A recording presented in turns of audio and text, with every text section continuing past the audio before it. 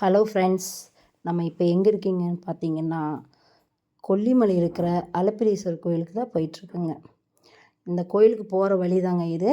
இங்கே பாருங்கள், இதெல்லாம் ஒரு குருமிளகு தோட்டங்க. இங்கே பார்த்தீங்கன்னா குருமிளகு வந்து இன்னும் 2 மாதத்துல எல்லாருமே பறிச்சிருவாங்க.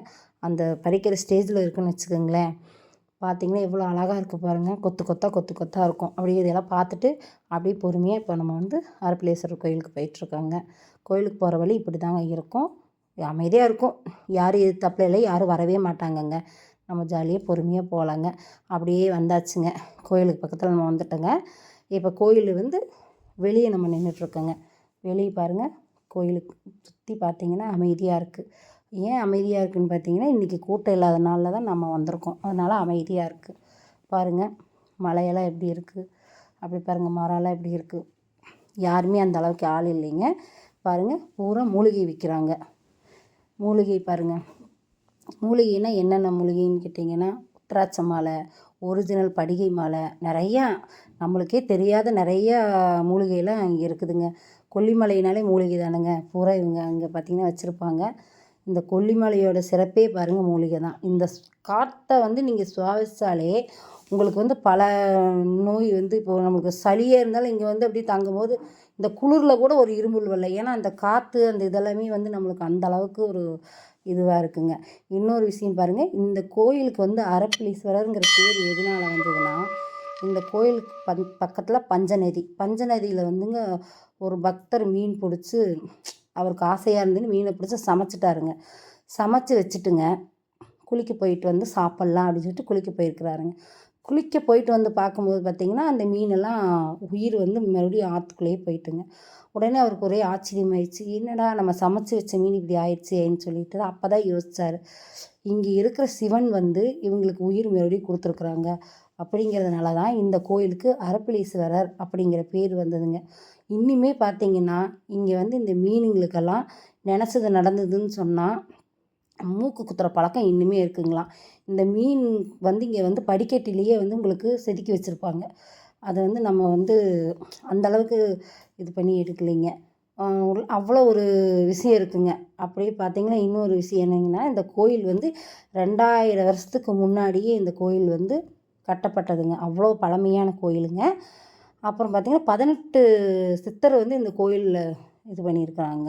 அதனால் இந்த கோயிலுக்கு வந்து நிறைய ஒரு என்ன சொல்கிறீங்க, ஒரு சக்திங்கிறது சிவனுக்கு வந்து அலப்பிரீஸ்வரர் அவருக்கு வந்து அந்த அளவுக்கு இந்த கோயிலில் ஒரு சக்தி இருக்குதுங்க.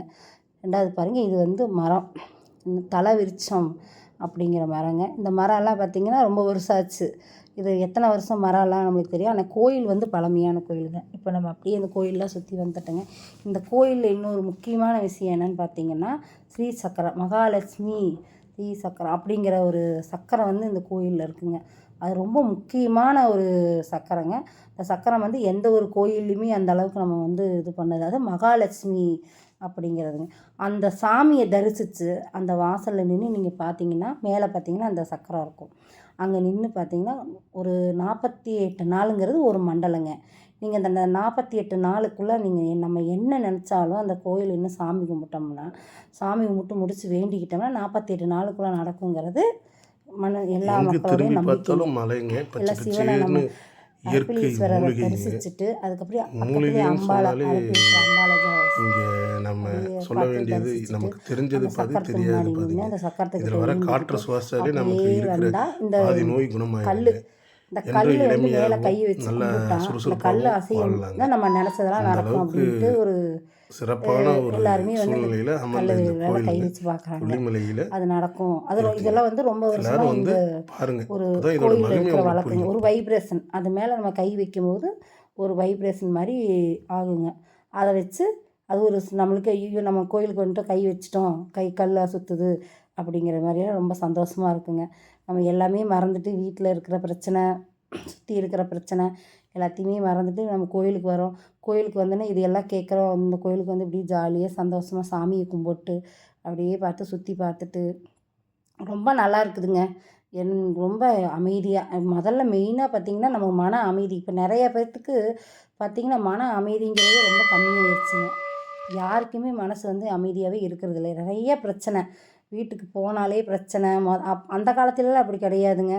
காலையில் வேலைக்கு போனால் 6 மணி 7 மணி ஆனால் எல்லாம் வயக்காட்டிலலாம் வேலை முடிச்சுட்டு வந்துட்டு எல்லாம் நிம்மதியாக இருப்பாங்க. ஆனால் இப்போ நம்மலாம் அப்படி இல்லைங்க. எத்தனை மணிக்கு நம்ம போகிறோம், எத்தனை மணிக்கு வரோம் வேலையை விட்டு, எதுவுமே தெரியறதில்ல. அந்த அளவுக்கு நம்ம எல்லாருமே காசு பணம் அப்படிங்கிற மாதிரி ஓட ஆரம்பிச்சிட்டோம்.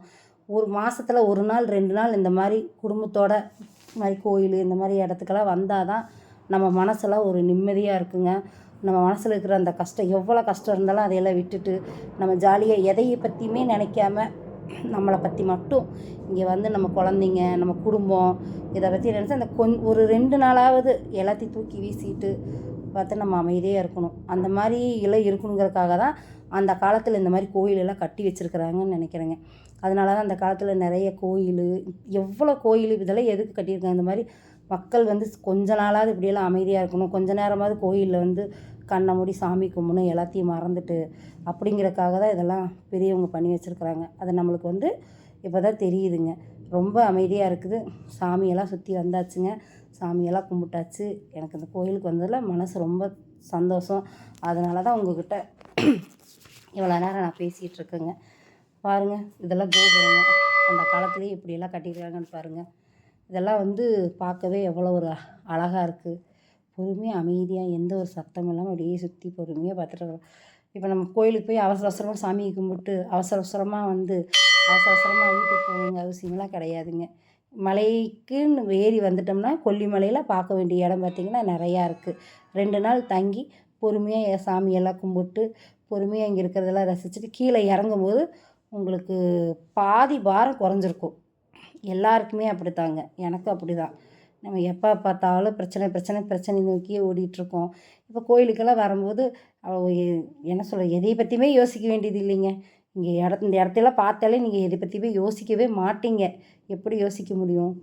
அதனால் நீங்களும் இந்த கோயிலுக்கு வந்து இந்த சாமியோட அரப்பளீஸ்வரரோட நீங்கள் நான் நினைக்கிறேங்க.